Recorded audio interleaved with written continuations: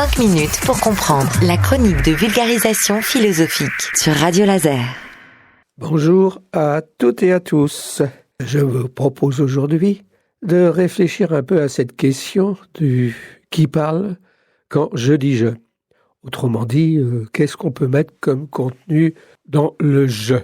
Je laisse de côté toute la dimension psychologique. Il faudrait pour cela aller voir ce qu'en pensent les psychologues. Je vais essayer d'aborder cette question à travers deux jeux historiques, si j'ose dire.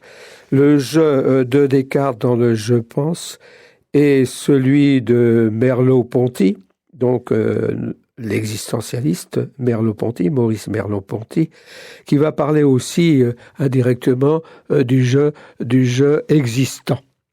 Donc je pense, je existant. Donc voilà, ça veut dire que dans une certaine mesure, si vous voulez, le jeu de de Descartes, en quelque sorte, est un jeu un peu hors corps, excorporé, comme dirait le latiniste, et renvoie à ce qu'il a appelé, ce qu'on peut appeler la pure pensée.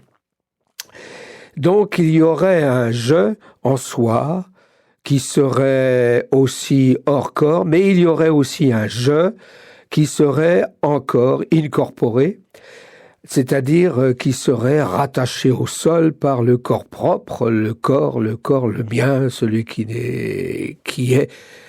n'est pas autre, donc qui est exactement ce que je suis comme être vivant dans tous les sens du terme. Donc, il y aurait donc un je qui serait en quelque sorte pure pensée et un je qui serait pur sentir. Et pour autant, à partir du moment où j'en parle, le pur sentir n'est pas le pur sentir, puisque je vais utiliser un discours pour parler de ce je-là. Donc, s'il faut sentir le discours, il ne faut pas le sentir à la manière des sens, mais il faut le sentir aussi à la manière un petit peu intellectuelle. Donc, il y a donc un problème central qui est posé au je. Est-ce qu'il faut privilégier la pensée ou est-ce qu'il faut privilégier le corps? Donc, on va essayer de comprendre un petit peu ce qui se passe lorsque on privilégie la pensée d'un côté et puis de l'autre côté, éventuellement, on privilégie le corps.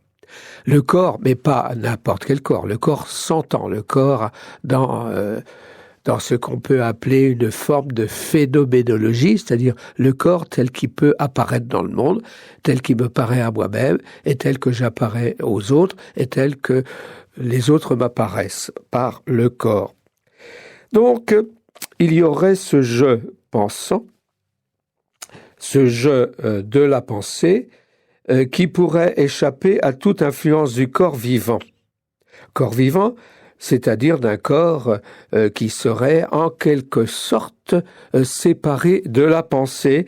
C'est le je de Descartes qui qui cherche la pure vision intellectuelle, c'est-à-dire une vision orientée vers la connaissance. Et puis, il y aurait, par différenciation et opposition, le je de Merleau-Ponty, le je corps, le je de la perception, le je de la sensation. Donc, d'une certaine manière, un je mortel, en opposition au je intellectualisé, dépassant la mort dans la quête de vérité. Donc, ce qui est un peu vrai quand même, lorsqu'on est mathématicien, physicien ou faisant des sciences, c'est qu'on veut échapper aux contingences historiques qui rappellent au je qu'il doit manger, boire, dormir, se reproduire, etc. Donc, est-ce que ces deux jeux-là peuvent rentrer en conflit? On pense que oui, a priori. D'ailleurs, si on observe le monde actuel, on s'apercevrait assez rapidement que beaucoup de gens sont rattachés à ce jeu qui veut dormir, qui veut boire, qui veut manger, qui veut s'amuser, etc. Et beaucoup moins au jeu qui veut comprendre, connaître. Donc voilà la difficulté dans laquelle on est, qui est caractéristique de tous les mondes finalement, et particulièrement du nôtre, puisque c'est dans lequel on vit. Donc nous essaierons une prochaine fois de développer cette dimension-là, afin de clarifier quand même un petit peu ces attitudes qu'on a par rapport aux autres, par rapport à soi, à travers ces deux je-là. À bientôt.